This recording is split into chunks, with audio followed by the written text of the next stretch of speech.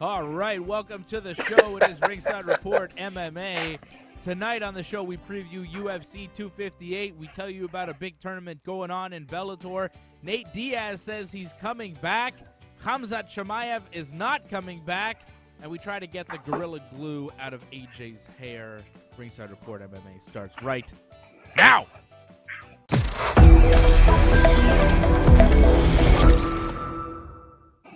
Yeah, AJ did it too. AJ did it too. That's why he's wearing a hat.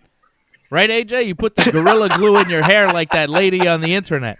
AJ did it too. Listen, Gorilla Glue is the best, man. Have you ever used it? Not in my hair, but hey, whatever works for you, brother. Listen, guys that wear hair pieces have to use like Gorilla Glue, man. Trust me. How do you think Trump keeps his head piece on? Gorilla Glue, baby. By, like, stitches? Gorilla Glue, Gorilla Biscuits, whatever you gotta do. Gorilla yourself. It's UFC 258 time. We're going to be doing a watch-along coming up on Saturday. We're pretty excited about it. Saturday night, Kamaru Usman, Gilbert Burns. It's one hell of a main event. It's one hell of a fight. The rest of the pay-per-view, but we'll keep you entertained. We'll be here with you on Saturday night, and we'll be talking a lot of smack. We'll be cracking jokes. I will try to peel that hat off AJ's head to reveal what's underneath. Maybe we'll do that on Saturday, too. Rest of the card, other than the title fight for the welterweight gold, you got Maycee Barber and Alexa Grasso in the co-main event. Ian Heinisch and Kelvin Gastelum. Maki Pitolo takes on Julian Marquez. And Jim Miller goes one-on-one with Bobby Green. So we'll get to those fights here in a bit. We'll also get to Nate Diaz. I don't know if you guys caught the interview that he did with Ariel Helwani this week. He said a lot, but I don't know if he said anything really concrete. We'll see and figure out what Nate said. He didn't know what month it was, which was kind of shocking. Did you see that? Like, that was the best. No, I missed it. He goes, Helwani's like, yeah, Nate, when do you want to come back and fight? And he's like, what month is it? He's like, February. Oh, okay. April, May, something like that, yeah. It's like, what? It was incredible. That's one what serious month high, is man. it? What month is it? Jeez. He's living a good life, man? Yeah, That's or the a good CTE life. is kicking in. I don't know, brother. It doesn't look good. I wouldn't want to see... I don't know if I want to see Nate Diaz fight anymore. You don't think it's CTE? Come on, Dave. I forget What? sometimes the month, but it's more has to do with weed, man. Come on, man. You forget You're what never month that- it is? I mean, not I forget, but I'll get so vegged Bro. out, and somebody's gonna ask me a question, and I'll be like, "Oh man, I don't really want to think about that right now." What The month month? it is? Why should I The think? month? Why should I think what month? Bro. I don't live with a calendar, man. Every day's Bro. a good day, man. You and Ice Cube, isn't it? You and I are serious, Hey, right? Gandhi, You and I, that's good, Fred, man. Fred, you and I are serious, all right? We smoke enough weed. I've never forgot what month it is. Okay, don't blame it on the weed. I have. You I have. forgot? Oh my God, what are you smoking, bro? Send me some of that because You I don't ever ever forget like your own phone number? You know, like somebody asks me my phone number. I never call myself. I'm like, I don't know, man. I gotta check. I know my phone number. I never have a problem with that. I'm surprised, Fred. All right, so it might just be the weed with Nate. He did smoke a joint during the interview with Helwani, which I thought was pretty cool, but I was like, oh, Helwani's not getting that video monetized on YouTube. I guess he doesn't care. He's got a big ESPN contract, but you can't do that. Like, I couldn't do that on YouTube. I couldn't smoke a joint on YouTube. We would get demonetized, and we need your real? support. I think so. I don't think we can smoke weed on YouTube. Yeah, how does Snoop Dogg do it then? Because he doesn't on, need Dave. YouTube money. You know, we need YouTube money. We need your support. We need people supporting us, just like Leor S did before the show. Leor S became Thank a you, member. Leor. That's what I like, starting a show with new members. You know, our new Oh, members. he's in New Brunswick. Yeah, he's in New Brunswick. He says he's a longtime listener, originally from Montreal, moved to New Brunswick. He says he doesn't catch many live shows, but he always enjoys watching and listening in his free time. Keep up the great work. So thank you, Leor, for becoming a member. Jason Pete, one of the members on the chat as well. Mexico. What's up, Jason? Where is all over Leor the in world, man. Where is Leor in New Brunswick? Because I passed through New Brunswick, Man, I in partied hard in New Brunswick once. Woo. non-COVID times. I passed through New Brunswick once a summer, so I wonder where New you're at, Brunswick rocks, man. Lior. Are you anywhere near, I don't know, Oromocto? Or, I mean, there's towns, Moncton. Edmonton, Moncton. You know, where are you? Exactly. Moncton, man. Moncton is awesome. St. That's John. where I was in Moncton. Oh, he's in St. St. John, New John's. Brunswick. No, St. Nice. John. Not St. John's, Newfoundland. St. John, New Brunswick, AJ. Two different places. That's what okay? I said, man.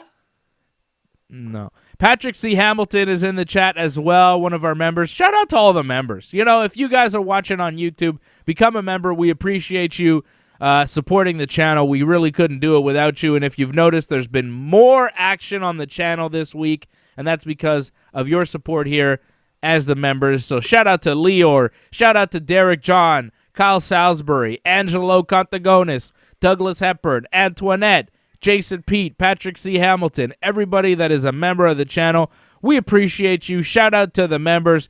Keep growing the channel. Keep it on. Keep it on strong. We love it. We love it. And shout out to the non-members as well. Johnny North. I mean, he's a member of the team, so he's in the chat. I see him. Lauren Cronish, Franco316. I see you guys in the Poor chat. Johnny, man. But join. Become members. Become members. And let's hit that 2K subscribing. Jason P wants us to hit 2K subscribers. Like the video. Subscribe to the channel. And when you subscribe, don't forget to hit that bell so you get notifications every time we're on. Because if you notice, I've been on quite a bit this week. I was on last night after AEW Dynamite. I was on Monday night after Monday Night Raw. I'll be on tomorrow night after Friday Night SmackDown. We'll be on Saturday night for the UFC 258 watch-along. We are very, very busy. And yes, I will be back on Monday night right after Raw. Okay? Nice. I'm on after Raw Nice, now. Dave. I'm on after Dynamite, and I'm on after SmackDown. I figured, hey, since I'm watching these shows already, I might as well jump on here with you guys and give you my thoughts fresh right off the bat. So we're going to be on here Monday, Wednesday, Thursday, Friday, every week. All right? More content for Hey, you. listen, Dave. Because the membership is growing, and I told you guys, as the membership grows, there'll be more content. So more content, it's coming. All right? You guys delivered, so I'm delivering on my promise to you. That's how it works. It's a team effort. Dave, man. Yes. Listen, you got guys like all over the world. You've got Saskatchewan, New Brunswick, Montreal, Trois-Rivières, Mexico. Listen, and There to you go. Jason, man. I what like Jason's the all gotta over do the is- world. The all over the world started with just Oh, like Canada. places in Canada. It was just like, yeah, if you play all over the world, this place in Canada, that place in Canada, that place in Canada, and Mexico. It's like, all right, cool. You got it there. You got Wait, it. let me finish, man. Listen, so what Jason should do, like the promo our show in Mexico, man. Like I know he's all part of these fighting clubs and boxing clubs and jiu-jitsu and wrestling clubs. We should do like some video, which I'll post on our site, with like a shout out to Ringside Report from Mexico, man. That'd be cool. Something Of course, man. from Mexico. Jay knows a lot of people. Arriba. Viva Mexico. I love Mexico.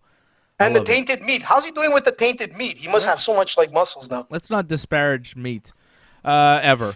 Don't ever say anything bad about meat, AJ, okay? How dare you? In Kamaru Mexico, Usman, you apparently, want to hey, talk listen, about man, meat? don't get- You want to talk about meat? There's gonna Don't be beat your some. meat, Dave. There's gonna be some big meaty $1,000 men. steak. What? Big meaty men slapping meat on Saturday night. Usman and Burns.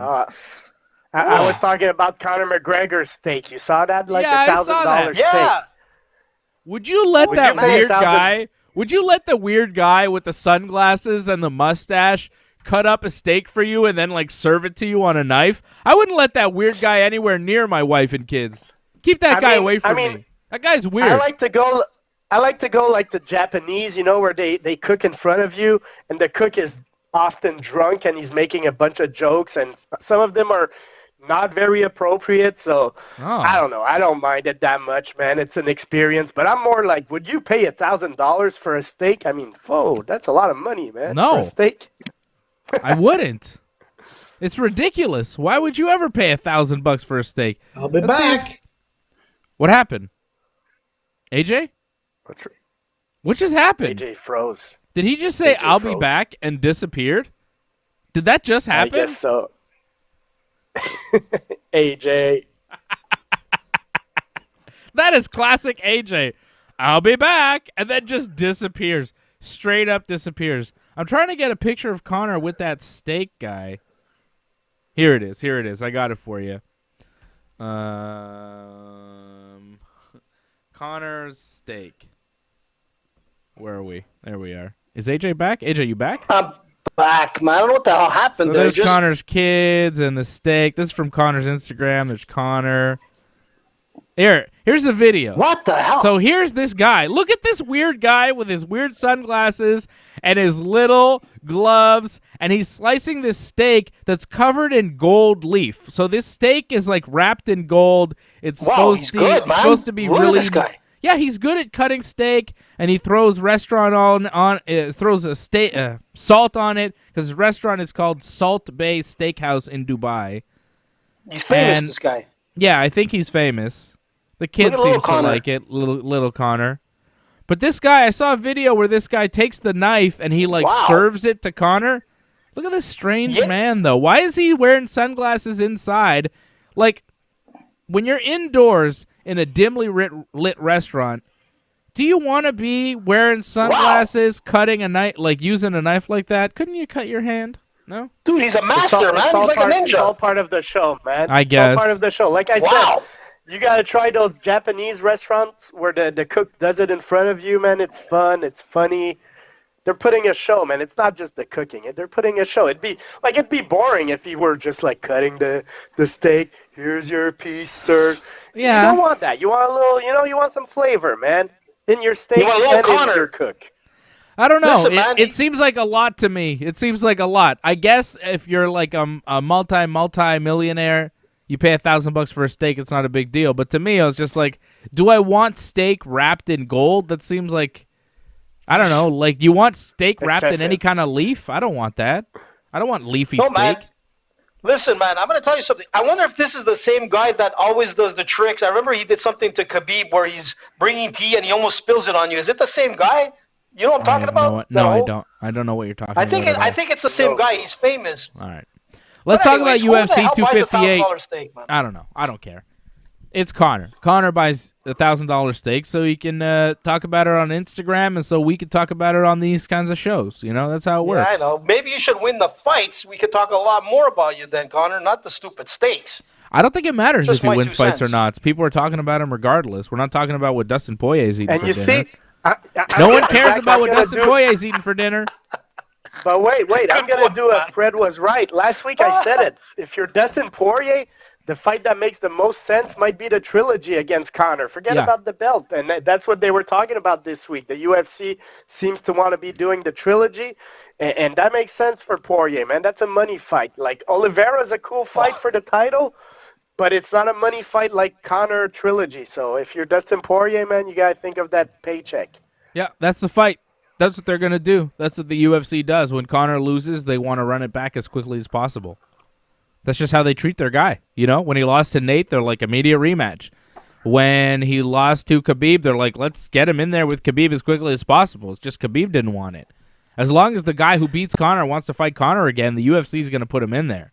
They're going to give Conor as many chances as they can to rectify that loss, right? So I'm not surprised that Dustin Poirier versus Conor McGregor is the fight. We'll talk about Nate Diaz and where he fits into the situation in a little bit. Kamaru Usman's going to be fighting Gilbert Burns on Saturday night, though. I want to preview that fight. Get to UFC 258 here. Usman coming in as the world champion. He's 33 years of age, coming in with a hell of a record, 17-1. And you look at the guys that he's beat now, undefeated in the UFC. The streak that he's been on, especially in his past few fights, Damian Maia, Rafael Dos Anjos, Tyron Woodley, Colby Covington, Jorge Masvidal. I mean, this guy is beating everybody. Everybody. And he's doing it with wrestling, obviously, a lot of control wrestling, but also, a heavy jab. He's doing it in a similar way that GSP used to do it. It's a really interesting fight here with Gilbert Burns. Gilbert Burns coming in 34 years of age. He's got a 19-3 record, but he's won a bunch of fights in a row. Most notably over Gunnar Nelson, Damian Maia, and most recently Tyron Woodley. So he's coming in. 16-fight win streak. What? He's on a 16-fight win streak, man. Who is? 6. Usman He's in on his a career. 6. Usman, yeah. I'm talking about Burns. Yeah. Burns has won Oh, 6 in a Burns. row. Usman has won 16? I don't think it's 16 16. No, I think you're wrong 16, on. bud. Oh, no, you are right. Okay, you AJ's got right. that. AJ's right. All right, AJ scored 1 there. All right. Like last week's card. So I like this fight a lot. I think it's a really interesting fight.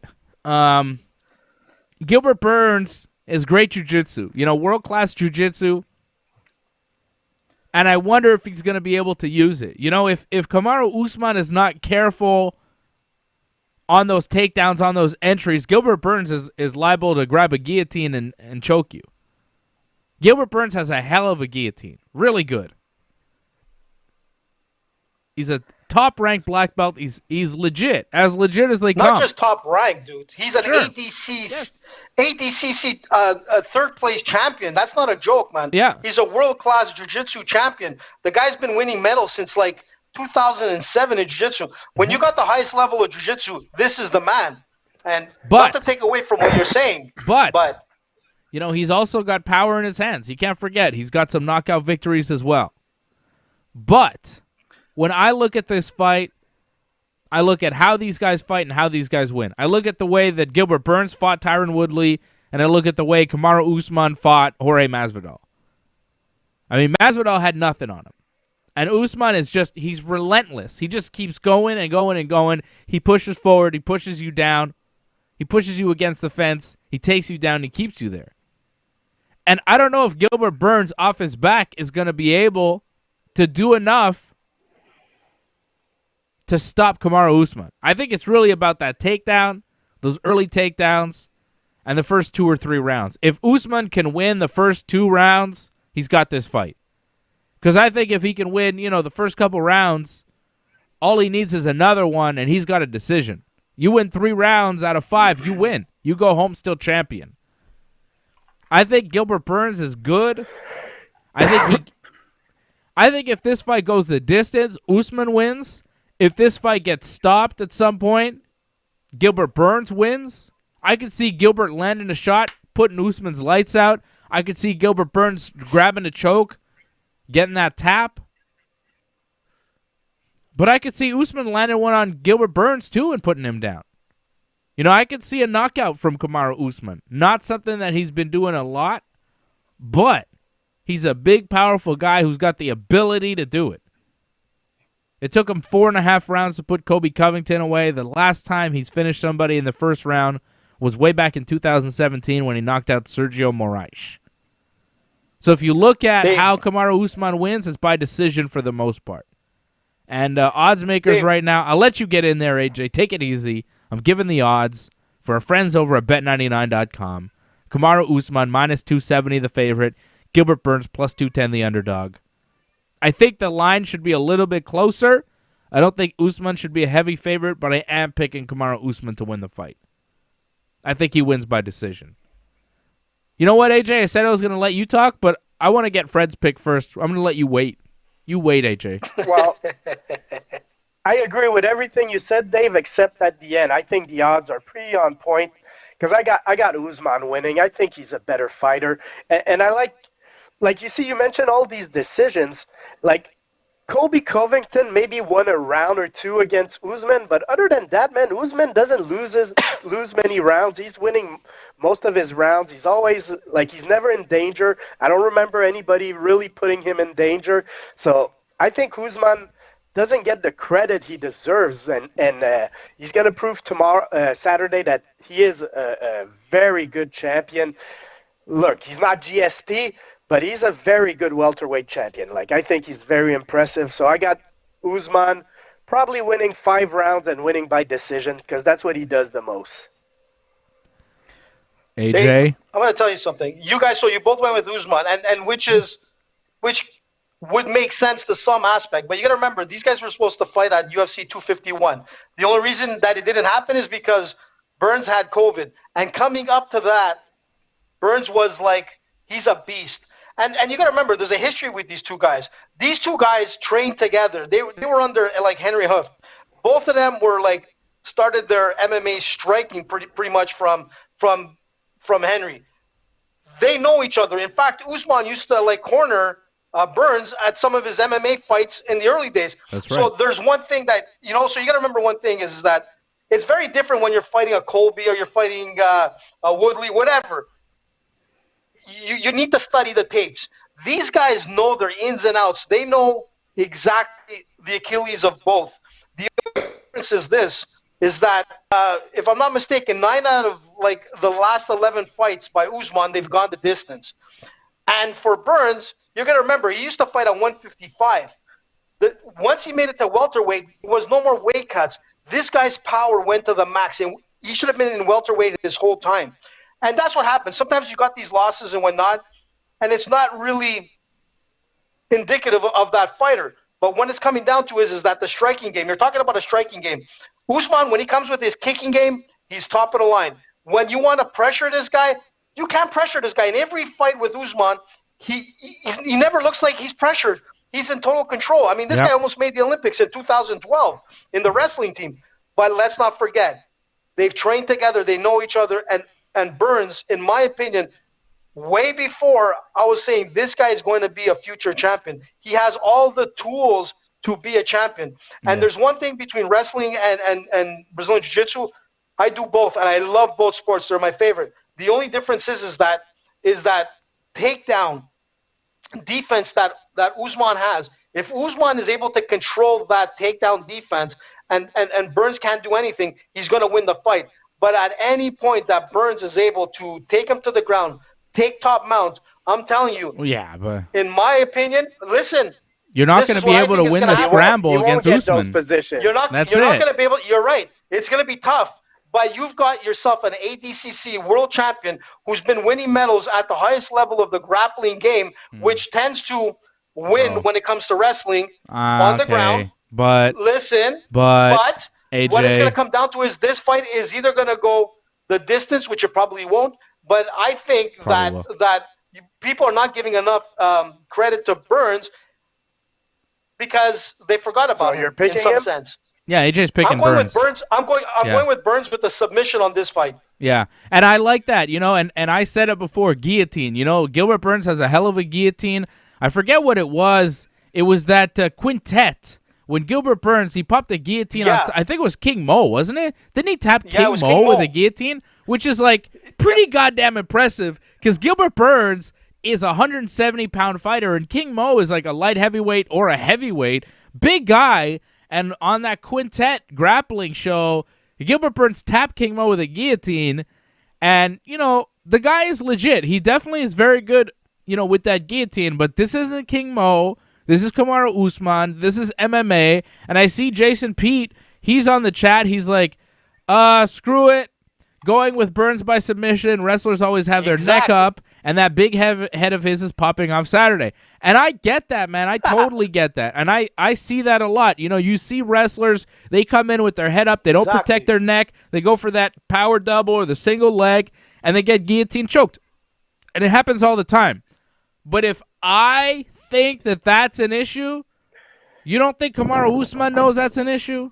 You don't think his team knows to tuck the head? You don't think, come on, man. They're aware of the guillotine, and they're going to be really careful. And if you're really careful, and how many times have we seen top pressure? Hold on. Look, I know guillotine, you could get caught and things can happen, but as long as you're careful with your head, and the longer the fight goes, the sweatier they get. Usman's got that bald head. It's going to be sweaty and slick. And not to mention, he's got an extremely strong back. His upper back, neck, and shoulders, very, very strong. Not easy to guillotine a man with that strong of an upper body. The shoulders, the back, the neck, and the head as well. That slick head, that bald head, it's easier to slip out of that guillotine. I'm telling you, Usman is going to be aware of that guillotine. And how many times have we seen, wrestlers with good top pressure just stop any kind of jiu-jitsu game a guy would have from the bottom? They're not going to do damage. They're not going to give you enough space to move. They're not going to make enough space to really create anything from the top, but they're going to be on top. And sure, you might hold the guy who's on top of you the ref might stop you and restart you from your feet because of lack of action, but you're still losing the fight. And when Kamaru Usman takes you down again and again and again, well, he may not be doing a lot on top. He may not be giving enough space to really create any angles to land punches or elbows or whatever, or even pass the guard. But he's also not giving Dave, you enough space to get back to your feet or to score any kind of submission. And that's what Kamaru Usman does, man. Very good, top pressure, heavy wrestling. Yes. And I think he's going to negate any kind of jiu-jitsu that Gilbert Burns is going to bring. Gilbert might catch him, and if he catches him, I think he catches him early, but I don't think he's going to be able to outposition Kamaru Usman on the ground. I think Usman will beat him in every scramble. I think Usman is stronger, more athletic. He's a little bit younger. I think that Gilbert Burns, yeah, sure, 1 year younger. He might, 1 year. It doesn't make a big difference, but it's still there, and I think Gilbert might catch Usman with something, and I'm seeing Jason Pete saying Burns will want the back, not the guillotine, if he gets there. Exactly. And that's exactly it. If he gets there. Come on. When is the last time you saw anybody take Kamaru Usman's back? When is the last time you saw Kamaru Usman on bottom in a fight? And he's faced Rafael Dos Anjos. You're saying he's not good at jiu-jitsu. Tyron Woodley, good wrestler. Kobe Covington, good wrestler. None of these guys could put Usman on his back. Don't tell me that Gilbert Burns is going to be able to control Kamaru Usman on the ground. I'd love to see it. I'm a jiu-jitsu guy. I would love to see it. It would be cool to see. I would be shocked. I love fighting. If Gilbert Burns can do it, good on him. But I'm just saying, odds are, and the odds are not in Gilbert Burns' favor. The odds are in Kamaru Usman's favor. And if you look at the way Usman fights, he just doesn't, he's not in danger. He doesn't fall into any kind of traps, and he's never on the bottom. Never. Listen, he doesn't get taken down right there. But that's what you're saying is like we're like you're focusing on on the takedown defense, and a guy like Burns, he won't mind to be taken down. That's where he wants the game to go if it goes to the ground. But let's not forget. Yeah. Let's not forget Burns' striking. His striking has improved. He TKO'd Damian Maia. Not that is a big thing, but he did TKO Damian Maia. He also got knocked out. He also got knocked out 3 years ago by Dan Hooker, who's a 155-pounder. Exactly, and that's what I was trying to say earlier. His 155 was the worst weight category to be in. He needs Find me a lightweight that could beat Kamaru Usman. Game. A lightweight. They don't exist. Khabib. Listen, Burns is not even then, Fred. Usman's big, bro. Usman's 6 feet tall, he's a big super guy. Strong. I don't know, man. I'm telling you. Yeah, but let's Usman not forget. wins this fight. If Usman wins this fight and wins impressively, you're going to start to run out of opponents, and eventually people are going to be calling for George. I'm telling you. It's going to happen. I'm going to be calling for it. If Usman keeps beating folks, and he seems unstoppable, and he's the welterweight champion of the world, at a certain point I'm going to say, well, is he the greatest welterweight of all time? Only one way to find out. Have him fight the greatest welterweight of all time. I'm telling you. This Khabib thing with George, the rumors are out there, but who knows? If Usman can keep winning fights, man, all bets are off. You got a point there. You're right. But keep saying it. First, he's got to get through Burns. Go ahead, Fred. No, but you have a good point there, and you're absolutely right in the fact if that he can get through he Burns, is the best, he needs to beat George to be the best. That's right, to be the man. But he needs to get through Burns. And the difference is that these two guys know each other very, very well. Let Fred speak. I don't know if George is interested in Usman right now. Like, the Khabib fight is a huge fight because Khabib is a bigger name. Usman still needs to up his pedigree. People know him, but people don't really know Kamaru Usman. Like the everyday fan, the people that don't watch any UFC breaking up fights, they don't know what it is. Yeah. And as Freddie, your mic is breaking up. Say one thing. I think rounds be standing up or Usman early chances. What's happening? guy Freddie, is we're gonna losing Freddie, you. your mic, Fry. Freddie, your mic is breaking up. Your Yeah, mic. you're like you're frozen, Fred. You sound like R2-D2, man. There you go, Star Wars. Revenge. Oh, Fred's gone dead. We've lost Fred. There you go. Hey, listen, man, you lost me before, man. What's happening tonight? It's like hackers, man. They know David Simon is like at full force. That's crazy. But you know what? He was making a good point, too. Somebody didn't want to hear him, man. The poor guy. My goodness. Try to get Fred back. We'll get Get Fred him back. Yeah. Free Freddie. Or maybe who knows? Maybe I had to go to a bathroom break right there. Who knows what happened? But anyways, back to what you're saying about Burns. Let's not forget, man, they both have the same striking coach. It's a really dangerous fight for Usman than anyone else. Because this guy's capabilities of winning, I'm talking about Burns, is up there. You know, if anybody could beat Usman, it could be Burns. And I don't want to take away from George, but probably more than George. I mean, this guy he's an active fighter today. You know, he's going to fight Usman, and in my opinion, and I agree with Jason, I really think that he's going to beat him. If he takes his back, you know, even if he goes for his leg locks and whatnot, like he said, he beat Buchecha, he beat Leandro Lo. I mean, this is not a joke, man.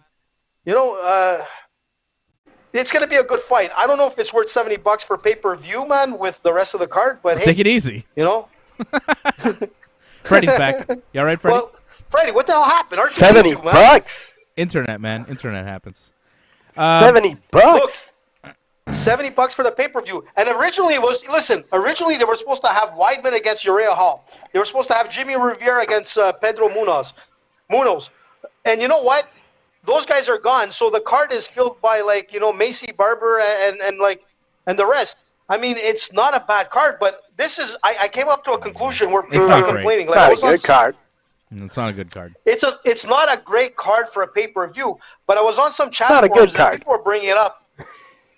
It's an okay. It would have been a great fight night card, you know, when you think about it. But as a pay-per-view goes, it's $70, man.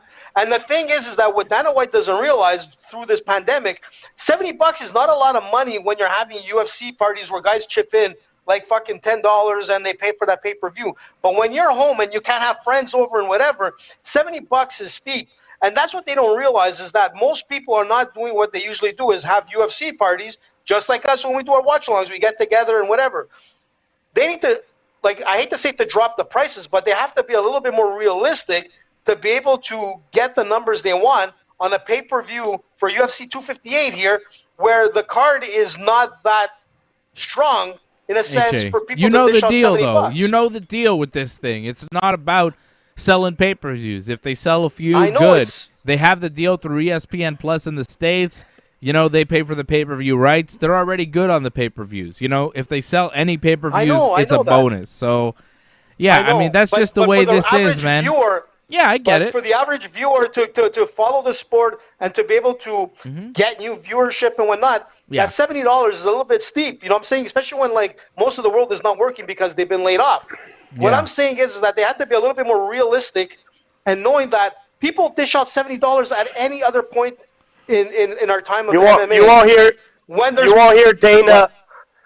You won't hear Dana making threats on this pay-per-view. He likes to play tough when it's Conor because he knows people will buy that pay-per-view. But Dana's not going to be playing tough, telling, we're going to catch these streamers right now, because Dana knows that it's part of the sport. If streaming wasn't there, man, nobody would watch this card, man. It's as simple as that. Fred's not wrong. Fred's totally right about that. Fred is absolutely right. Fred is absolutely right. And but Dana knows it. Dana knows it. If you want legal streams... Yeah, but if you want legal streams, man, if this pay-per-view was worth $35, it's a legal you know stream. What?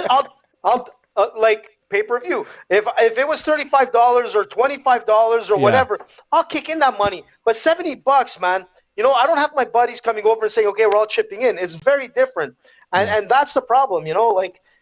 Somebody in that marketing department, and I understand what you say, Dave, is that they're making money regardless because of the network rights and whatnot.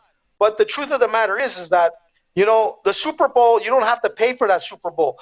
And if you had to, you wouldn't get the viewership like they have outside of the U.S. And that's what I'm saying is that did you watch it's a different time. And I you watch watched the it, Super and Bowl? I loved it, man. Not me. Hey, man, Fred, did you watch it? what do you call him, man? Brady, man. He's a beast. It's He's the the only best. game I watched all year, and yeah, I you only watched watched it? the first half. Well, I was happy because Tom Brady won. I'm always a Tom Brady fan. Yeah, Tom Brady. Brady, greatest. Yeah. Yeah, I didn't watch it. I don't really care. I don't really care about that at all. I want to show talk At about halftime, Dave. what, How about the AJ? halftime guy? Dave would know him. Dave would know who it is. It wasn't my sucked, music. I'm like, man. who is this guy? Who was that guy? The Weeknd? What's the name? Oh, The that's Weeknd. it. I was trying to remember. It had something stupid name or something. I was calling him the Weekday. Yeah, yes, he's from Weekend. That's Brampton. it. He's from Brampton. Brampton, Ontario. Yeah.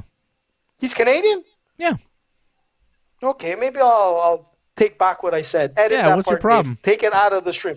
Nothing. It's not like my kind of music, bud. I mean, if it's not like, like the good I stuff, know. Yeah, AJ. like I the Rolling understand. Stones or something like that. You know what I'm talking about. I understand. No, Maycee Bruno Barber Mars. versus Maycee Barber. Let's get some picks here, guys. Let's get some picks for Bet99. Go to bet99.com, and when you sign up as a new member, use that promo code Ringside to get an up to $600 equalizing matching deposit bonus. So you sign up, you drop up to $600 into your account, and they will match whatever you put into your account when you use that promo code Ringside over at bet99.com. So I know AJ has a big parlay that he wants to tell us about, Yep. the AJ parlay, and then I'll give you Dave's lock of the night. I'm going to give you a lock, Dave. and then we'll give you our picks for the whole card. But I do have a lock of the night. I was doing a lot of research for a few fights on this card, and there's one that I really, really like that I'll tell you about in a minute here. AJ, give us your 5-fight pay-per-view parlay. What do you got, AJ? You've got Gilbert Listen. Burns in the main event, Whoa, whoa, Maycee whoa, whoa. Barber, You- Alexa Grasso.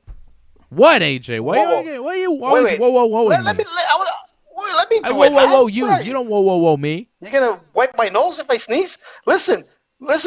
What I got before you get anywhere, I was just about to say with the Bet99, you don't have to put like $600. Minimum is you could put $20 and they'll match that. So it Yeah. could be a minimum of $20 up to $600. I'm trying to get But, people more bang for their buck, bro.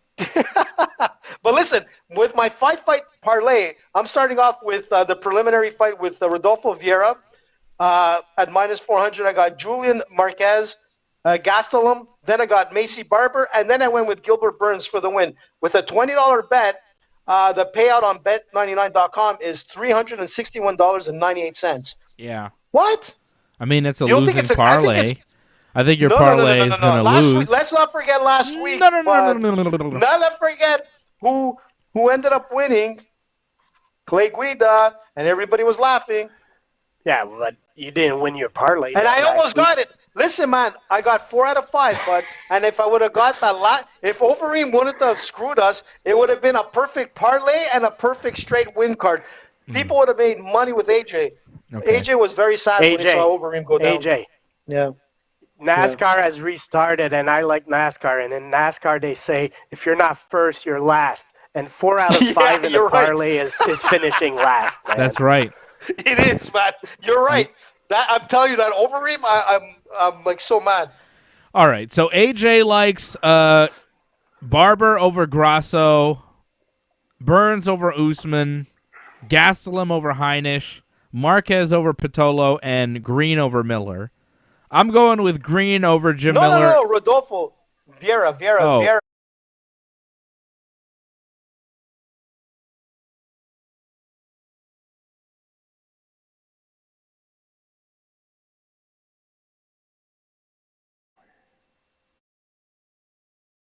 Me? Can you guys What hear happened? me? I couldn't hear you. You couldn't hear couldn't me. I hear couldn't you. hear you at all. No, I know. I couldn't hear nothing. What the hell happened there? It's the production team doing Ask stuff.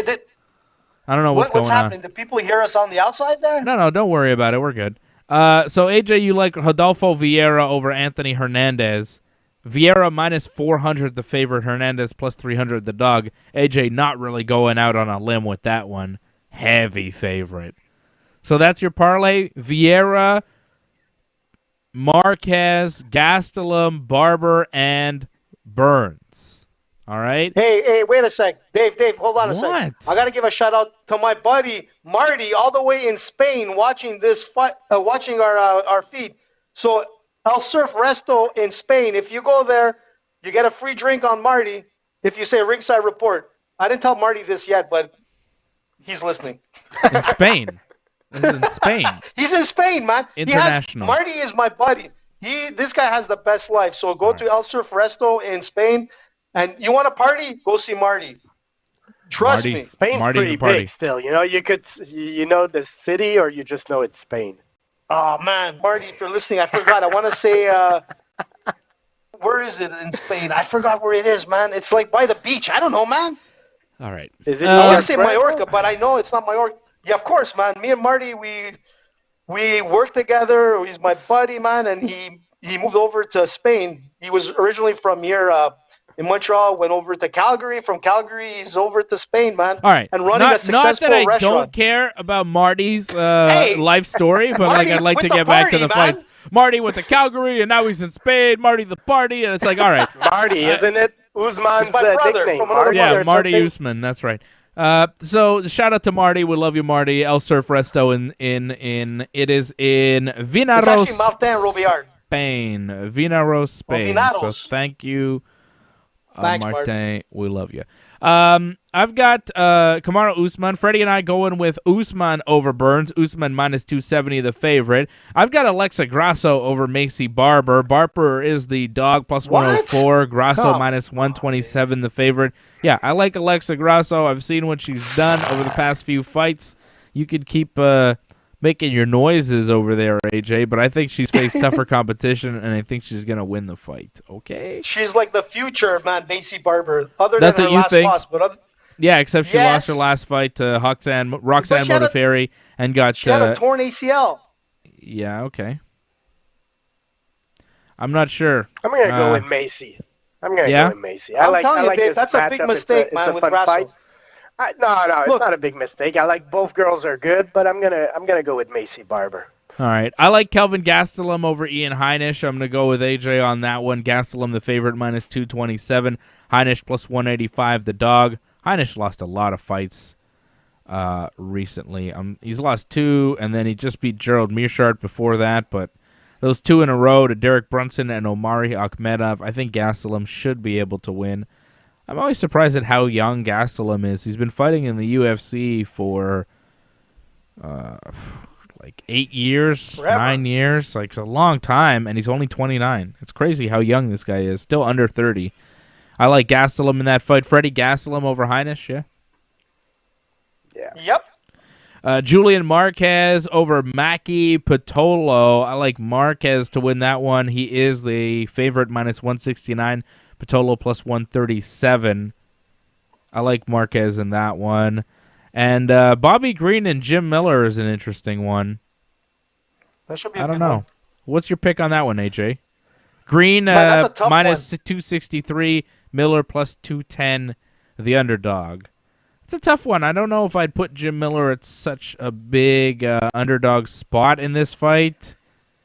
He is a Man, little look, bit if you look older. at He's his- been around. He's 37, but Bobby Green is, 34. He's been around as well. He's lost some fights. Like, I don't think it's out of the realm of possibility that Jim Miller wins this fight.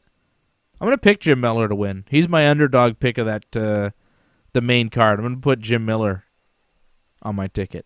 All right?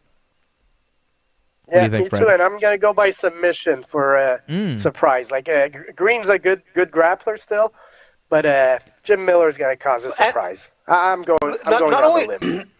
Not only is he a good grappler, but he's a superior striker, and you got to look at like his last fights overall. I mean, that's a tough one to go with. But I love Miller, but I think Bobby Green's going to take this. All right, AJ going with Bobby Green. And on the prelims, AJ likes Rodolfo Vieira over Anthony Hernandez. I like Vieira as well, and I like him to win by submission. This guy is a world-class Brazilian Jiu-Jitsu black belt. He's a beast. He's And a Dave, just not monster. to. So listen, just to make sure. So the only difference between us is that you went with Usman, and you're sticking with Alexa Grasso. Yeah, te faccio culo così. Grasso. Grasso culo. Te faccio culo così. So listen, if you want to lose, go with that bet. But the thing is this, man. You want to win, go with my lock of the night. You ready for the lock? Yeah, that I want to hear. Let's hear this lock. The lock of the night is going to come in the opening fight, so get ready. Get there early. Get your bets in quick because Miranda Maverick is beating Jillian Robertson 100%. That's a guarantee. Maverick favorite minus 139. Robertson plus 114, the underdog. I think Maverick should be an even bigger favorite in this fight. I think she is definitely going to beat Jillian Robertson. I think she may stop her. She may go to a decision, but she is definitely beating Jillian Robertson on Saturday night. That is my lock of the night. That's my guarantee. So you're saying Maverick drop over like Jillian Robertson. On Miranda. Yeah, put it all. I mean, look, I'm not telling you what to do or how much to bet. Gamble responsibly. I'm just telling you that my lock of the night, my big pick for Saturday night, is Miranda Maverick over Jillian Robertson. I watched quite a few Miranda Maverick fights and quite a few Jillian Robertson fights, and I noticed that Miranda is better. Miranda is better. Bigger, stronger, the legs on her, thick, muscular legs on Miranda Maverick. I mean, she's just like a physical specimen, man. She's a beast. She's a hell of a grappler. And I think she's going to take Robertson down, control her, and beat her up. I got Miranda Maverick. Lock of the night. Man. Maverick. And look, I've been doing really well with prelim women's fights. Like, I don't know if you've noticed this, but I've been focusing my energies on the prelim women's fights because I feel like nobody's paying attention to these fights, and it's easier to tell who's going to win. I don't know why, but I've been on a bit of a roll with these prelim women's fights, picking winners. I wish I could give you an underdog, but I don't see an underdog winning here. I see Miranda Maverick winning, and I see her winning definitely. So that's my lock of the night. Okay? Yeah, you've been pretty good on those picks, Dave. So I must say, if you want to drop $100, chances are you're going to win with Dave's pick there. And I'm surprised you haven't mentioned your cousin. I'm surprised you haven't mentioned your cousin fighting. I kicked him out of the family a long time ago when he lost to Uriah Faber. You? Yeah, you lose to Uriah Faber in 2019, you're out of the family, brother. You're not allowed to be a Simon. He's back to being Ricky Simone, okay? When he lost to Uriah Faber in 2019, he was 15-1 at the time. He was on a roll. 15-1. He'd won like 7 fights in a row, undefeated in the UFC. He's about to fight Uriah Faber. I'm like, oh, he's going to beat Uriah Faber. Faber's old. He's done. And then Faber finished him in 46 seconds, and I kicked Ricky Simone out of the family. I'm like, you are now back to Simone, putting the accent back on the O. You're not a Simon anymore. Ricky Simone, you're out of the family. And I don't ever pick Ricky Simone fights because he let me down once and I just stay away from him. I don't know. He's fighting Brian Kelleher. He'll probably win because, you know, he's a Simone, and that's what we do. We win. Minus 250, the favorite is Ricky. Ricky Simone. Oh, really, eh? Good man. I think Ricky has a good shot here. Yeah, big Rick. Look, man, everybody has a bad fight. Those are the fights that you wish you could take back, you know? Kind of like Frankie Edgar's last fight, you know? So shit happens, dude. So devastating. What a knockout. Knockout of the year. Like, Cory Sandhagen knocked Frankie Edgar out 28 seconds with that flying knee, and he's like, that's knockout of the year, boys. Follow that.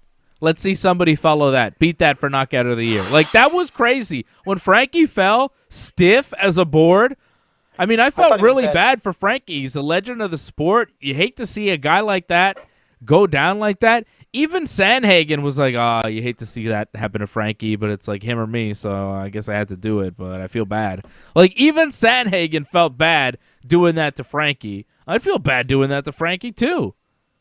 Poor Frankie, man. Man. Listen, man, he opened up. It was a perfect time, the flying Muay Thai kick.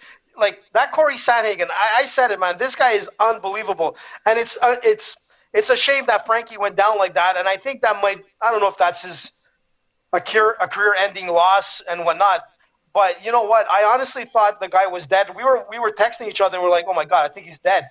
And like that's the last thing you want to see in a UFC fight, and especially to a guy like Frankie Edgar who's been in the game for so long. Well, you know what? Some guys like I didn't think he was dead. POS. Man, he looked it. I was really like, I was nervous, man. He dropped, man. He didn't look good. I mean, it's a knee right to the temple. I mean, it was a bad knockout, man. It wasn't just a bad. It was like a horrible knockout. But Sandhagen like planned that so well. He waited for Frankie to throw, open up, step back, and flew. I mean, the guy Sandhagen is unbelievable. And this guy, man, he's just an unbelievable for the fighter. Division. Yeah, against he's Frankie big Edgar, and strong for sure. for that division. Well, I mean, for the division in general, I like his size. I like his skills.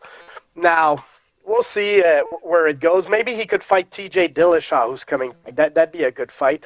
But we'll see what happens with Frankie. I think Frankie will probably fight again because fighters, that's what they do. But, yeah, the better years of Frankie are probably in the past. But, look, Frankie's a great fighter. He'll bounce back. Yeah, I love Frankie, but I think, his better days are probably behind him. Just rough to see that happen to him. Good news. What? Dave, good news. Wally's back. I see Wally online, man. Nice. He just bought us a coffee. Oh, thank you, Wally. Shout out to Wally. Shout out to the members. Shout out to Wally for supporting. Ireland. You could support as well at donate.ringsidereport.net. Thank you, Wally, for buying us a coffee. Thank you for supporting the channel. I see Antoinette is on the chat as well, one of our members. Thank you, Antoinette. Thank you, everybody, for supporting. We really appreciate it, especially during these times. I know it's tough times for everybody. It's tough times for us. I mean, hey, right? Things are tough. Things are rough. And the channel everywhere, man. And the channel is growing thanks to you guys, and things are looking up for everybody on the team thanks to you guys, so we appreciate you very much. UFC 258 is this Saturday. We'll be here with you 10 p.m. Eastern, right when the pay-per-view starts. We'll be here watching the whole damn show with you. Nate Diaz did an interview with Ariel Helwani this week. He says he's interested in a fight with Charles Oliveira or Dustin Poirier, but it has to be at 170 pounds because he doesn't want to fight at 155. And that's basically it. But Dustin Poirier is going to fight Conor. You guys want to see Charles Oliveira fight Nate Diaz? For sure. I guess. Oliveira Gaethje, that's it. Oliveira Gaethje or Oliveira Chandler for the title. I mean, look, I love Nate Diaz. He's a character. He's fun to watch and all that. But if he's not going to fight at 155, which is a hard cut for him, okay, he's not really relevant at 170. He needs to win some fight against some actual welterweights. Like, has he defeated any real welterweights, man? I'm not even sure. No. But I want Nate to come back. 170. I want him to come back. He's a character. He brings something to the sport. Both Diaz brothers bring something to the sport. But I'm not gonna sit here and act as if he's a player in any division. Like he hasn't been consistent at 155, and plus I don't think he wants to fight at 155 anymore. And to be a player at 170, well, you need to win some. He hasn't fought since November 2019. He has not fought very much. In the past 5 years, he's fought 4 times. He's 35 years of age. He's 2-2 in the past 5 years with a win over Conor McGregor and Anthony Pettis. I don't think he's relevant right now. He's not relevant right now at 155 pounds, and he's talking about fighting. He's not talking about fighting Conor. He's talking about fighting Dustin Poirier or Charles Oliveira, 2 guys that are in contention for the 155-pound title. Nate doesn't care about that. He wants to fight them at 170 pounds. He's not interested in fighting any of the top welterweights in the world. He wants to fight the Nate Diaz money fight at 170 pounds against one of the top 155ers in the world. He says he's not interested in fighting Tony Ferguson because he's coming off a loss. He's only interested in fighting winners because, according to Nate, he's a winner and he wins all his fights, even though he's lost a bunch of his fights. So, I just don't know what to make of Nate Diaz anymore. At this point, he's 35. He's very inactive. He doesn't know what month it is. The only time you hear from these guys is when they're calling out people that it just doesn't even make sense for them to fight.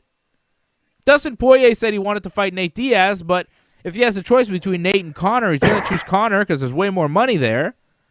And then Charles Oliveira's out there. I guess Charles might be interested in fighting Nate Diaz for the money, but there's also a possible title shot right there for Charles Oliveira, even though Justin Gaethje doesn't think that Charles should get a title shot, and Michael Chandler's in the mix as well. So there are guys in the mix for the title. By the way, the UFC still hasn't stripped Khabib of the championship. He's still the champion. The 155 division is an absolute mess, and Nate Diaz this week just threw a wrench into the whole thing. And I don't believe him. I don't believe Nick when he says he's going to come back and fight, and I don't really believe Nate. The guys that coined the term wolf tickets, I think sell the most wolf tickets in the world right now in MMA. And it pains me to say this as a Diaz brother fan, but I think they're talking nothing but bullshit. I think they're confused, and they don't really know when they're going to come back and fight, and I don't think they're going to come back and fight. Nick will never fight again. You remember 3 months ago when everybody was like, oh, Nick Diaz is coming back to fight. And Ariel Helwani, who seems to be the Diaz brothers cheerleader, right? Because you notice the only people that the Diaz brothers ever do interviews with is Helwani, right? And then Helwani, he goes out there and he's like, oh, I'm hearing that Nick Diaz is coming back to fight. Why the fuck do you think he's telling you that? Because he's a big liar, and he's doing it because he pushes the Diaz brothers narrative. That's what he does, okay? Fucking nerd sitting there with fucking library books, all right? I'll show you where. I'm not fucking sitting here with library books, bro. I'm sitting here with mats and heavy bags and fucking boxing gloves, okay? Fucking pussies out there. I'm sick of this shit. Don't be shy, Dave. Spit it out. Well, I mean, come on, bro. Bunch of nerds fucking hyping you up. Bunch of nerds selling wolf tickets. I'm not talking about the Diaz brothers. I got mad respect for the Diaz brothers. But, bro, let's be real. You're not fighting anymore. And you're calling out guys that aren't fucking fighting you, and the UFC's not going to give you that shit. And fucking Helwani with all those books, you ain't reading all those books, man. What the fuck are you talking about? You see that shit? He's got like 1 million books back there. Fuck, is he living in a library? What the fuck is that, bro? You're an MMA reporter. You're not fucking... I don't even know what the fuck he's trying to be, man. It's unbelievable with the little glasses and the fucking shirt. Yeah, he's fucking Bill Nye the Science Guy over here. Get the fuck out of here, bro. Ridiculous. MMA reporters looking like fucking nerds. I mean, you should be doing an interview with Diaz. It will be fun, man. You can talk all kinds of shit. Yeah, fuck. It'd be awesome. I'll fucking outsmoke a Diaz brother. Smoke contest, bro. Let's see who can smoke who under the table, Nick. Let's go, Nick. I don't even want to interview Nate because Nate's the lightweight. Nick's the real partier. Let's me and Nick see who can smoke more weed. Let's fucking go, You want me Nick. to set it up? Pound for pound. Pound for pound, baby. Is that a challenge, man? A challenge? I challenge you, Nick Diaz. Me and Fred will outsmoke you and Nate, okay? Me and Fred will outsmoke the Diaz brothers any It's done, day. Man. I'm calling them tomorrow. Call them up. Johnny North, clip this part. I got bigger ones than you. I got bigger ones, bro. Mine are bigger. What if they say, though, we got to smoke a bunch and then run a triathlon? Well, fuck that. I can't outrun them. I said I could outsmoke them, not outrun them. That's ridiculous, Fred. I mean, what if they say, oh, we have to smoke weed and then grapple? It's like, well, yeah, they're going to tap me out, obviously, but I didn't say I could beat them up or run faster. I said I could smoke more weed than the Diaz brothers. But honestly, man, I just don't believe them anymore. Like Patrick C. Hamilton says, love the Diaz brothers a few years ago, but they took a few too many punches or something. Something's up with these guys. They're just not the same. They're not who they once were. Listen, hear me out. You know what they should be doing? You get Nate. Smoking weed with me. Okay, you want some smoking weed? I'm going to set up that interview, like, by the end of the week. I'm going to get Johnny to send a clip of you challenging him. And what I think is that we get, like, Nate to fight Masvidal for the BMF title. Now, that makes sense. People would come out to watch that. Money would be generated. There's no doubt about it. Again. It doesn't matter. You just fight for that title, man. Who cares? But Nate never got dominated. Nate don't care if he wins. In no fight, according to him. So, look, you know what? In his mind, he didn't even know what month it was, so it could be possible. But you know what? That's where he should be heading towards, the BMF title. Like, it doesn't make sense. One fight, Masvidal's got that title. There's a lot of BMFs out there that want to fight for that, and I think Diaz would be perfect. Yeah, sure, but he didn't seem interested in that. Like, that's the problem with Nate Diaz. Not interested in fighting Masvidal. He wants to fight Dustin Poirier or Charles Oliveira. Like, if Nate came out and was like, yeah, I'm thinking about fighting Masvidal or Tony Ferguson or Conor McGregor, I'd be like, yeah, that makes sense. But he's like, Dustin Poirier, Charles Oliveira. I'm like, what? Those guys aren't in your league anymore, man. You're still acting like you're one of the top 155ers in the world. Newsflash, you had 2 title shots, and both times you got the shit kicked out of you. Like, this is what I don't understand. Like, come on, man. I saw the Benson Henderson fight. I saw the Rafael Dos Anjos fight. I saw what happened when Nate Diaz fights for the title. I love Nate Diaz, but he has never been the top guy in the division. Never, ever. And he's acting like he's the champion. He's like, Khabib's scared of me. It's like, yo, come on, man. You know, come on, bro. Like, you gotta love those guys, man. They're Khabib, amazing. I mean, the Diaz brothers. How do you beat them? You kick him in the leg and you fucking take him down, right? How did George beat Nick? He fucking took him down, right? Khabib and Nate Diaz. How did Imagine how Rory that fight would go, Nate. huh? Rory versus Nate. It'd be similar. Oh, Jesus! Imagine what Khabib would do to Nate Diaz. He would ragdoll that man. It would be sad. And Nate's talking like Khabib's scared of him. Like, come on, bro. Come on, man. Like, I used to believe in Nate Diaz, but now that he's like, you know, so inactive and 35 and like talking all this shit and doesn't know what month it is, I'm just like, oh. And then Helwani does these interviews with these guys, and people think, oh, they're coming back. Let's get ready. Let's drum up the hype train. It's fucking crazy, man. Fucking crazy. Wolf tickets. Meanwhile, what about I hear stupid Joe Rogan talking to stupid Brendan Schaub, okay? They're on their stupid podcast, okay? So stupid. I'm just like, goddamn, these people are idiots. We love you, Joe. We love Rogan. I love Joe Rogan, and I downloaded Spotify so I could listen to him and The Undertaker shit on the young guys, and that was ridiculous. Fucking Taker. I mean, I shit on Taker enough. I'm good. We'll talk about Taker tomorrow night probably. But fucking Joe Rogan, he's talking to Brendan Schaub, and he's like, oh, you know, if I get COVID, no big deal. I'll be fine. Meanwhile, Joe's in his 50s. You know what I mean? Joe's in his 50s. He gets COVID. He could easily die. They're talking like it's fine. Brendan Schaub's like, yeah, I was sick for a week or two. I had COVID, but I'm fine. It's fine. No big deal. And they're like, nobody we know is getting really sick from it. If you're healthy, if you're young, if you're an athlete, you're not going to have any real problems. Nobody's having problems from COVID. Meanwhile, Hamza Chamayev, one of the top prospects that came out of 2020 in the UFC, very in shape, very much athletic, had COVID like 2 months ago, still having lingering effects, was supposed to fight March 13th, pulled out of that fight. It's now canceled. The fight with Leon Edwards is never going to happen. We have no idea when Khamzat's going to fight again. This was a guy fighting every 7 days, and now, because of COVID, he's been out for months. And fucking Joe Rogan is on his podcast talking like it doesn't hurt pro athletes. Holy shit, Joe Rogan. Fucking crazy. Stupid.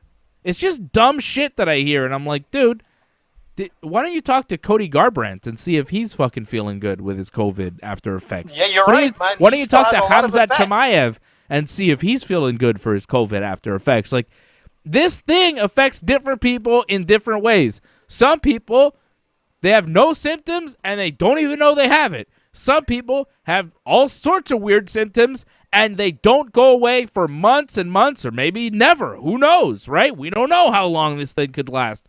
So for Joe Rogan and his fucking brilliant scientific mind to go on his podcast with Brendan Schaub and go be like, yeah, nobody's really sick from it, it's fine. It's just like, God damn it, Joe Rogan. This is why people call you, you know, an alt-right fucking lunatic, because you say dumb shit on your podcast. Whoa, Dave. Well, that's what people say about Joe Rogan.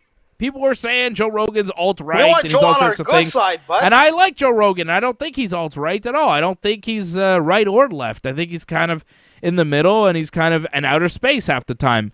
But when he's saying like, oh, no pro athletes are getting any kind of they're maybe a little under the weather for a week or two and then they're fine. It's like, dude, look at Khamzat. What are you talking about?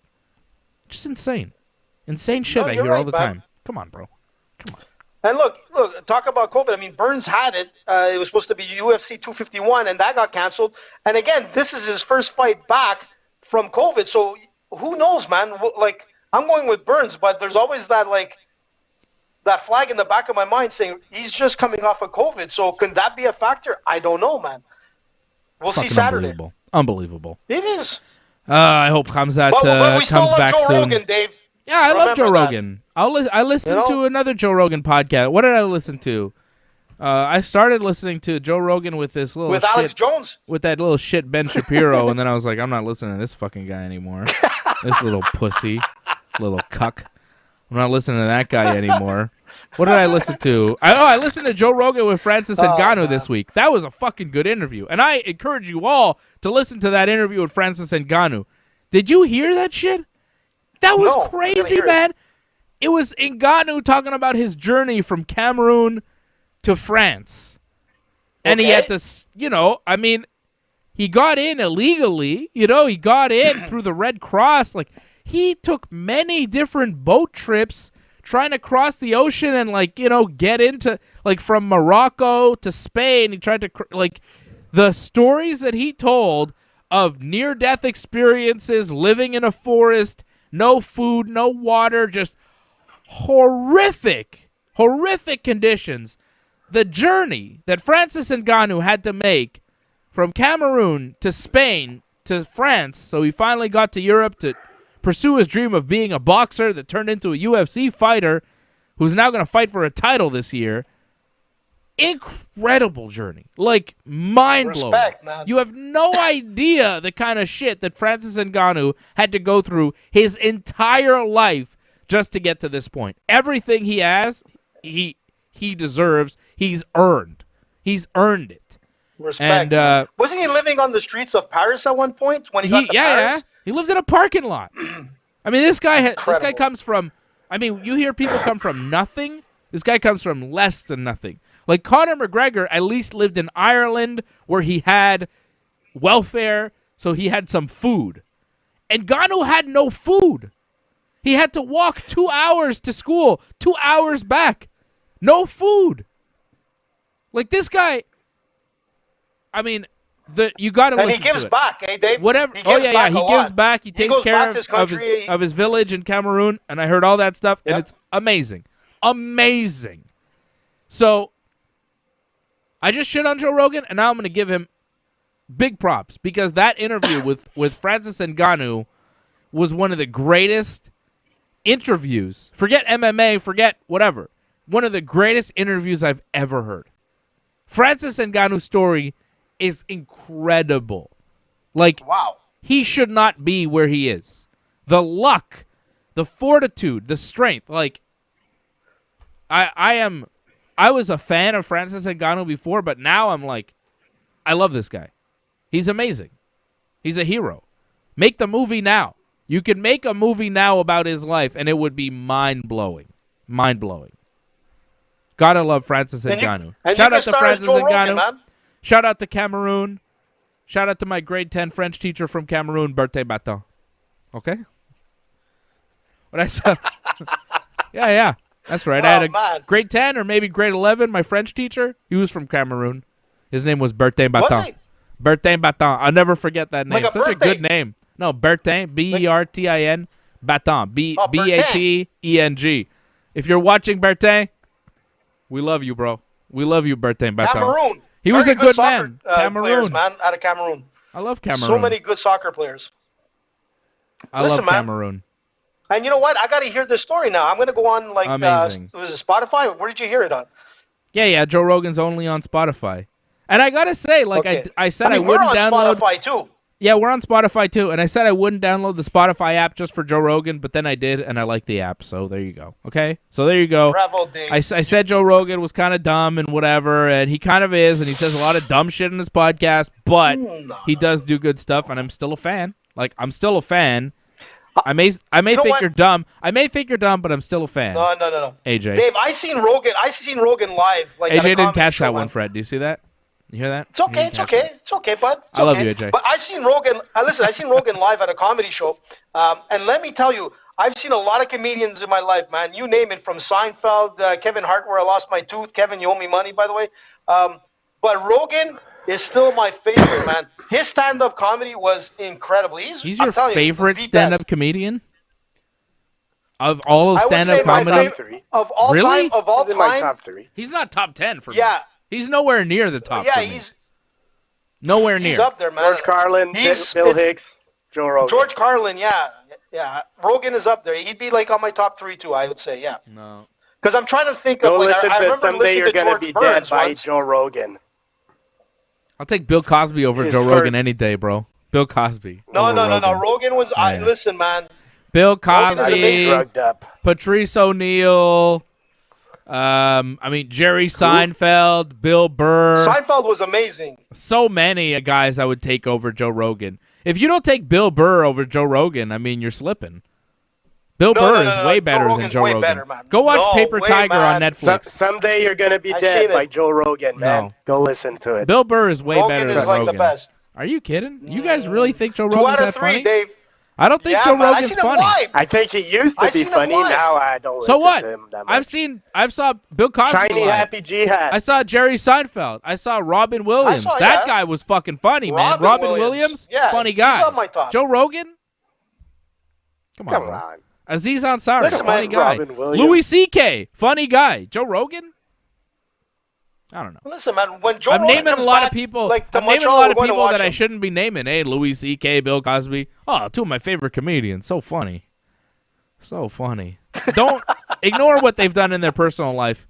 You can't ignore what Gina Carano's done in her personal life, though. She's been fired man. from the Mandalorian show. Sasha Banks hasn't been fired, but Gina Carano has for saying some controversial things about Nazis. And, she said some pretty dumb shit. Fucking stupid Gina Carano. Goddamn, What are she's you talking stupid. about? She I mean, was she's one of an my favorite idiot. fighters in the day. She's an idiot. She's a moron. You can't say nothing these She's days. hot. So. Oh, yeah. Can't say You anything. can't say. It's like- You can't say. Let's read the exact quote Dave, from don't say Gina that. Carano. Don't- Let's read the exact quote from Gina Carano, and then we'll see if she's been fired for unreasonable reasons. Jews. It's always great when Gina Carano starts a sentence with Jews. Jews were Especially beaten. if you're going to pronounce it like that, you know? Yeah, put that's right. Some emphasis, like to make her look bad. I can do whatever I want, Fred. I'm Jewish. Jews.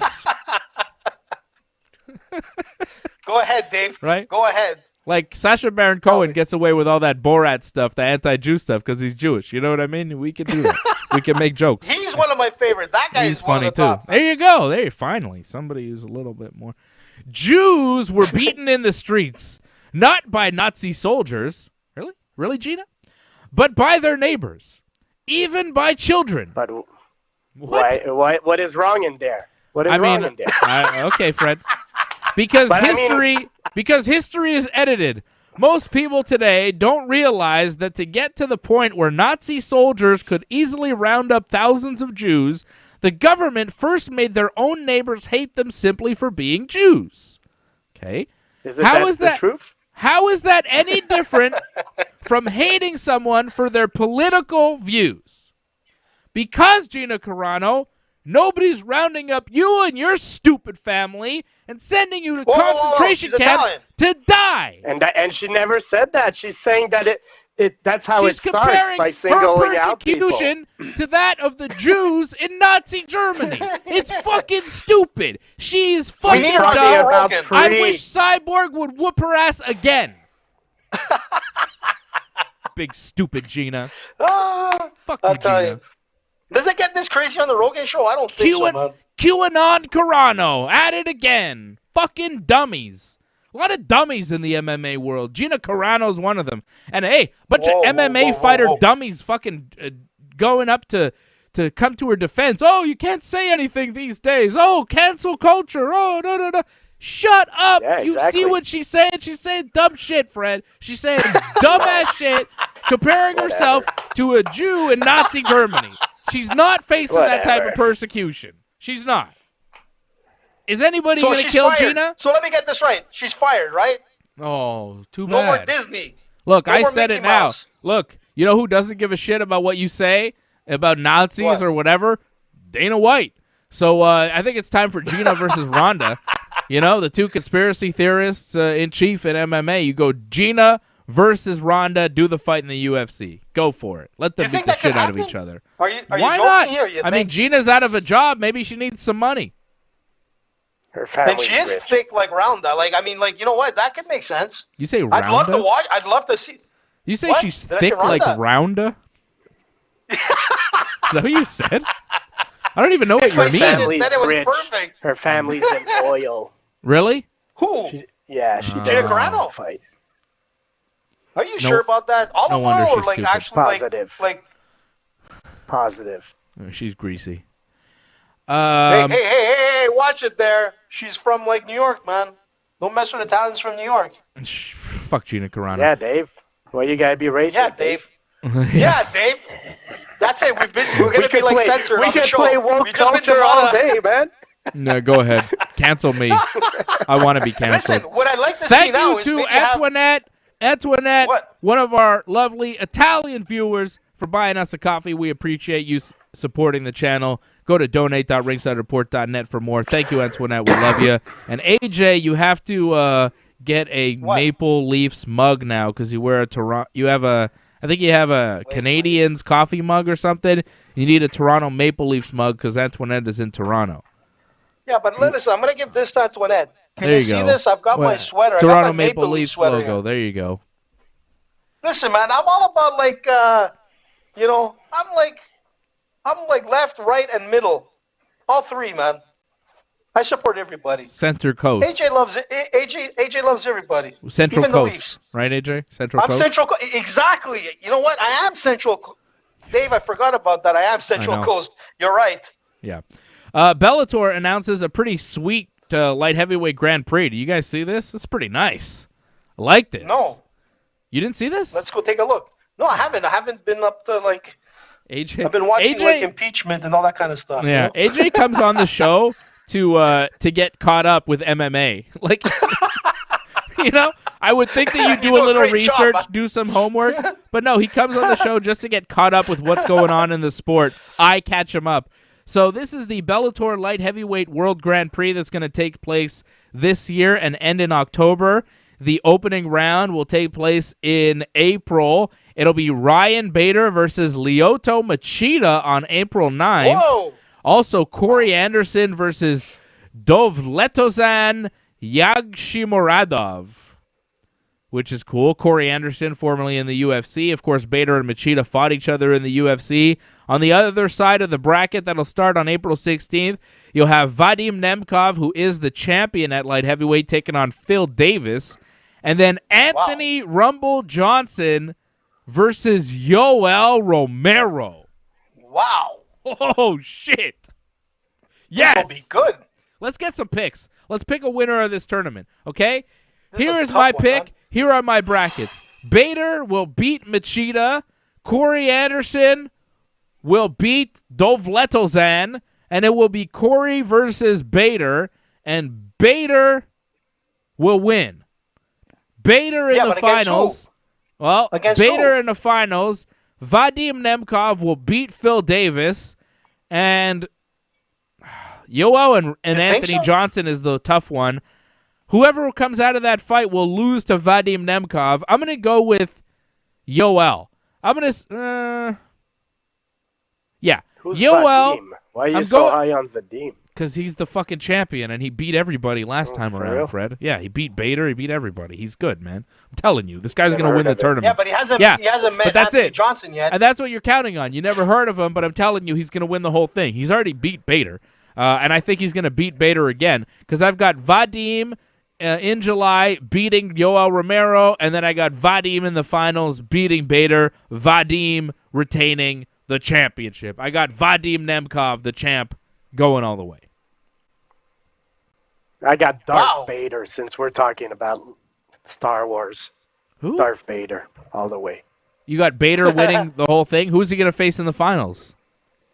I was going to say Romero, but then you brought up that guy that I already Vadim. forgot his name, so. Vadim Nemkov. Vadim. Don't forget, he's a beast. The only Vadim I know is that guy that used to manage Fedor, and he looked a little Finkelstein. shady. Vadim Finkelstein Yeah. from M1. Vadim Nemkov is 28 years old, 12-2, He's won 7 fights in a row, including a submission of Rafael Carvalho.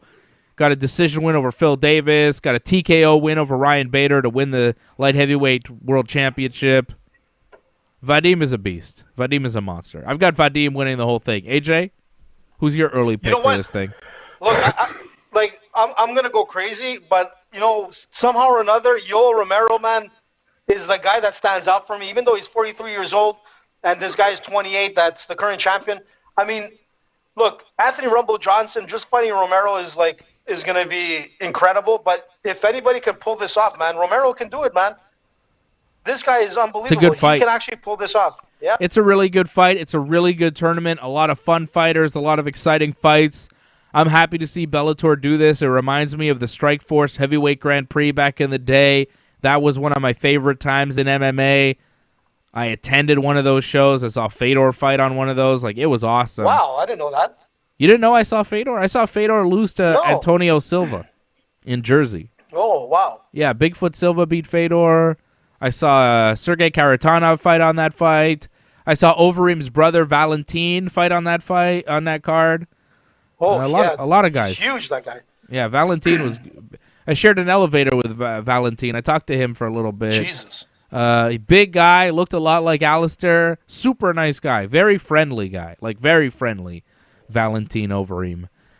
Alistair lost last weekend. He's seen better days. Maybe he'll be going to Bellator soon. They've got a deal with Showtime. They're going to Showtime as well. So that's a big deal for them. They signed a deal with Showtime Sports. They're going to start airing there. They were airing on DAZN and Paramount Network, but Showtime is a much bigger deal. So huge for Bellator. This week was really big for Bellator, and it's a big UFC pay-per-view on Saturday. Bellator maybe flew under the radar. Apparently they did in AJ's world. I don't know how you missed this, but pretty big news for Bellator this week. Yeah. I'll be looking into this. That's it. We'll be paying attention to that tournament. That light heavyweight Grand Prix is stupendous. But with Showtime, like you're saying, is awesome because when you look at boxing, it's all huge. Boxing events is through Showtime. And I mean, it has such a strong following already for the boxing world. I mean, for MMA to come into Showtime, I think that can be a serious threat, in a sense, to the UFC. MMA when you got a pay-per-view card. What's that? MMA used to be on Showtime. Yeah, with Elite XC. But not with guys like what you're just seeing now. Strikeforce also Romero. on Showtime? Yeah, I think it was. Well, AJ, this is the same. It's just Bellator now. Well, yeah, but with better named fighters, man. You got Lyoto Machida, you've got Anthony Rumble Johnson, you've got Yoel Romero, man. You've got Phil Davis. You've got names that people know through the UFC circuit, and that's the difference. People don't care just about the sport; they care about the sport with the names, and I think it's a good move by Bellator. And to be honest, I'm excited. I'm going to look at this and I'm going to follow it through. Yeah, if I don't have to pay for it, I'd like to watch it. Yeah, well, I don't know exactly where it's going to air in Canada, but that Machida Bader fight is cool. Machida knocked out Bader back at UFC in August of 2012, and they're going to do it again almost 10 years later. That's nuts, man. 9 years later, Bader's going to get a little bit of a revenge, and I think he does get revenge. I think he beats Machida this time. Bader's 37 years old. How old is Machida these days? He's got to be in his 40s. 42. Jesus. Yeah. 42 and still going. He's lost 2 in a row, but only by decision to Gegard and Phil Davis. 43. Romero's 43 years old. I mean, let's it's... Oh, it's Bellator, right? I don't know, man. That's what happens. Yeah, guys in some in their 40s sense. There's fight. a lot of opportunities to get in better shape there, Just want to give a quick shout-out to one of AJ's boyhood friends who passed away. A big shout-out to Larry Flint. I know AJ spent a lot of time with Larry. Flint. They shared a lot of intimate times together. And, of course, a long time ago. They both shared a love of manscaping. And to do that, they went to manscaped.com, and they used the promo code Ringside20, which you can do as well.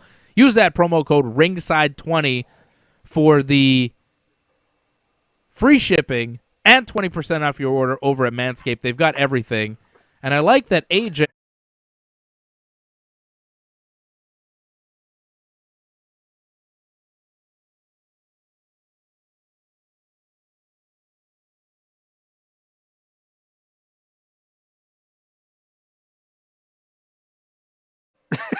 What happened? What the hell happened, man? Why does the team keep cutting my mic all the time here? My team is messing with me. You were probably saying something really funny. And I was saying something funny there, and you missed it because my audio cuts out when I do that. Can you hear me now, guys? Yeah, I hear you perfect now. Ah, good. God damn it. So what I was saying is, you go to manscaped.com, you use that promo code Ringside20. You want to come? I'm wrapping up the show. Come over here. I'm getting the axe. The producer's telling me it's over. Use the code Ringside20. You get 20% off your order plus free shipping. Hey, little Connor. And my little man is here. What? He knows the catchphrase. He knows what AJ says. And that's it. The show's over. We're going to end it, okay? All right. I'll be back here tomorrow night with Johnny North for Wrestling Uncensored right after SmackDown, 10 p.m. And then I'll be back again 10 p.m. on Saturday night for the UFC 258 watch-along. And I was just saying, AJ, that it's funny that you said you didn't know that I attended the Fedor fight, even though you were just showing the program from the event that I gave you. Look at the program you were just showing, AJ. I know, I just saw it. Yeah, I wasn't looking at that picture. I was looking at the back cover. Sorry, bud. You believe this guy, AJ? He's crazy, right?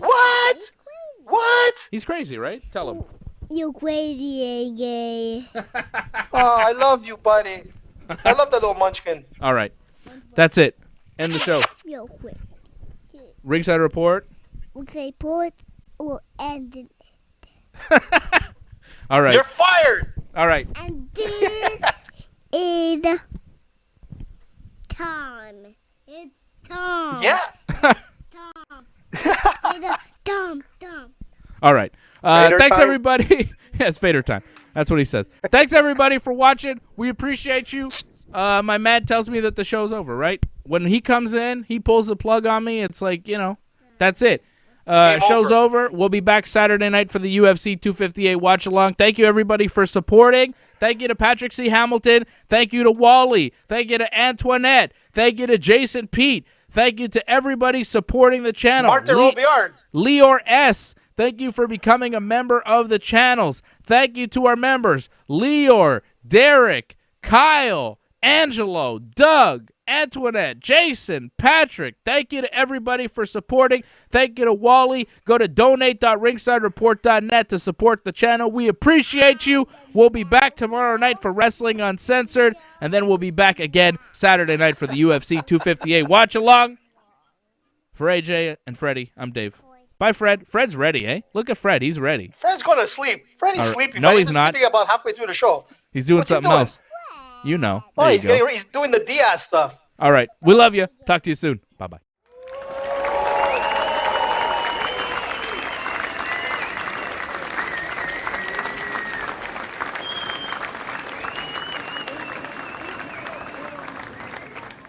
Thank you and good night. Please join in and give your support to Ringside Report Network. We've been providing expert coverage and commentary on both pro wrestling and MMA for over 15 years. Ringside Report started on the radio, added podcasts, and moved to video in 2019. Our hosts are not just fans, but have in-depth knowledge of the subjects.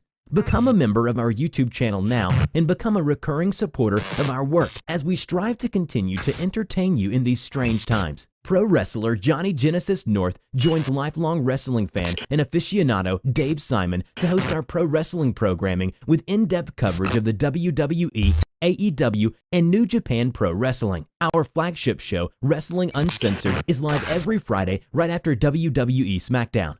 Here, you get a review of the week that was. You may not agree with our host. In fact, they often don't agree with each other. But you have an opportunity to chime in with your viewpoint in the chat rooms while live or in the comments section of YouTube, Twitch, or Facebook on the replay.